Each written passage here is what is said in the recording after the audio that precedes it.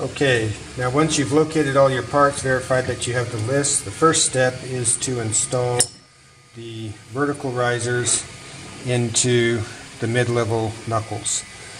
You'll notice there's holes on both ends.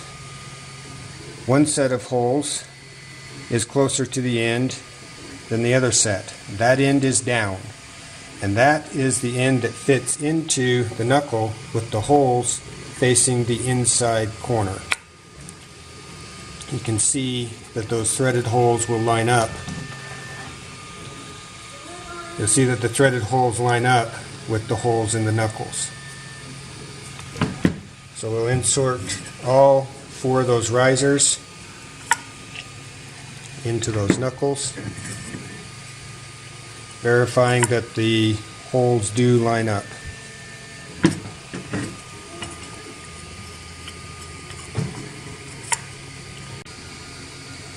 So once they are inserted, secure them with an M4 bolt and just make it snug. It does not have to be super tight.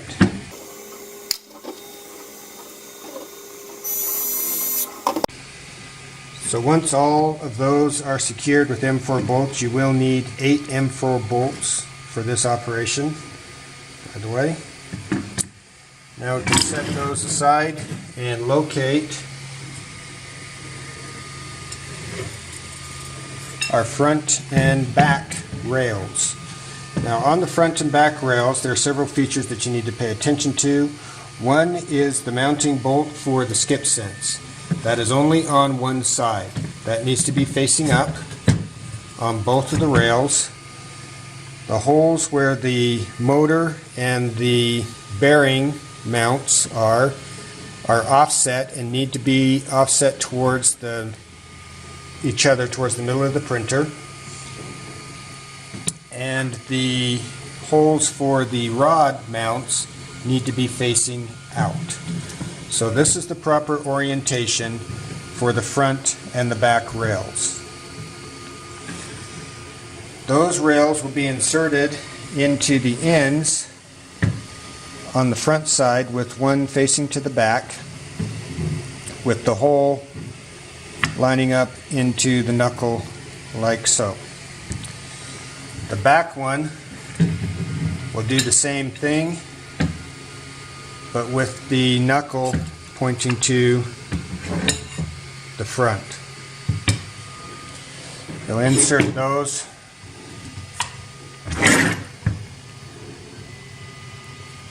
into the front and the back, and you should have something that looks like this.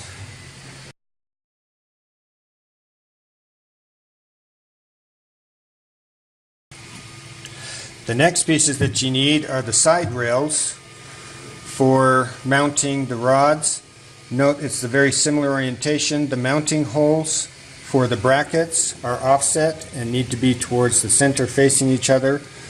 The holes for the rod holders need to be down. So the proper orientation for these is like this, with the rod holder mounting holes down, and the holes for the brackets are offset towards the inside.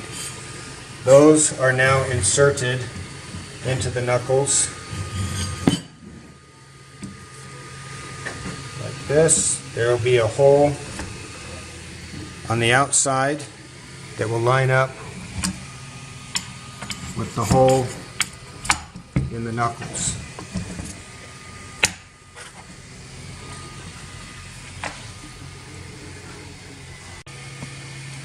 For the next step, we will secure the side rails to the knuckles. You need 4 M4 bolts for this operation, and it's just a simple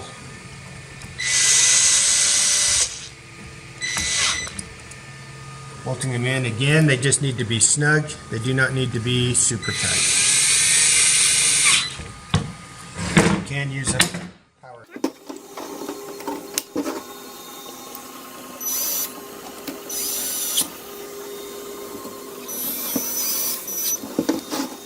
That operation is complete.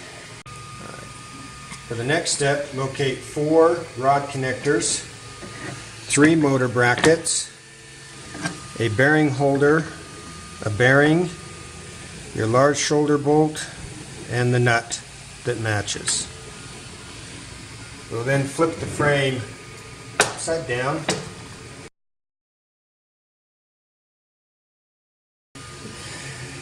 and insert your 4 Z-rod holders into the frame. They will snap on.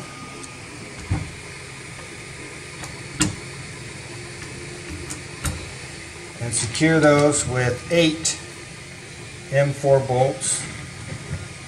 Just snug. They do not have to be really tight.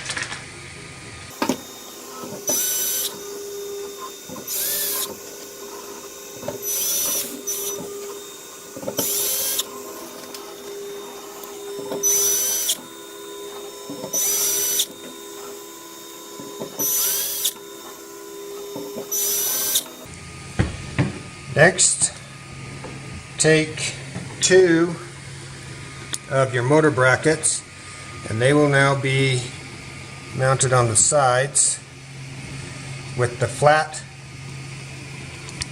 side facing down, which when you turn the frame over, that'll be facing up. Then take one of them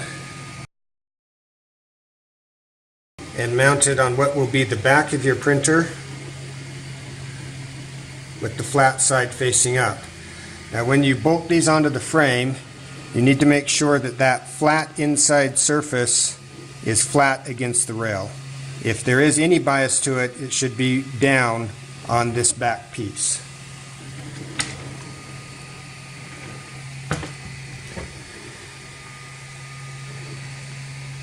The back Y mount for the Y motor should be tight. So these bolts need to be tightened. Then put in the bolts from the top.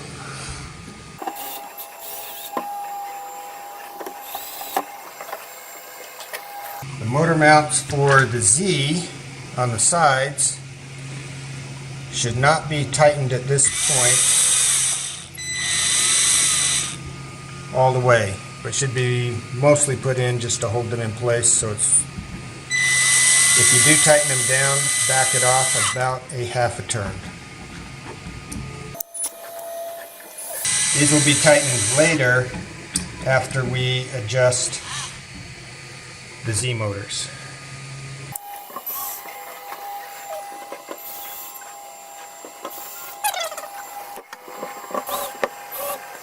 Alright, the next step is for the assembly of the bearing holder. Notice that there is a rounded feature and an angled feature.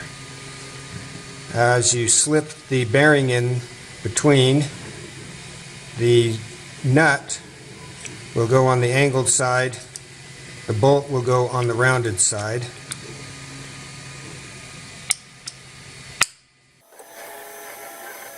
So you can pop this back in so that the nut actually fits in the angled side, and then tighten it down just snug.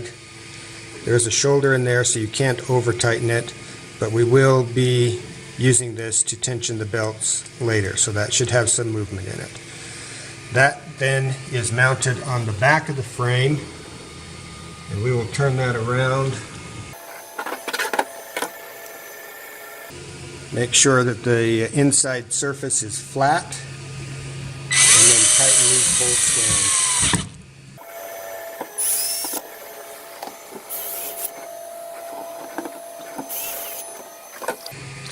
Alright, we now have the mid rails and the vertical risers basic assembly completed. We'll now set that aside and we will start on the bottom frame.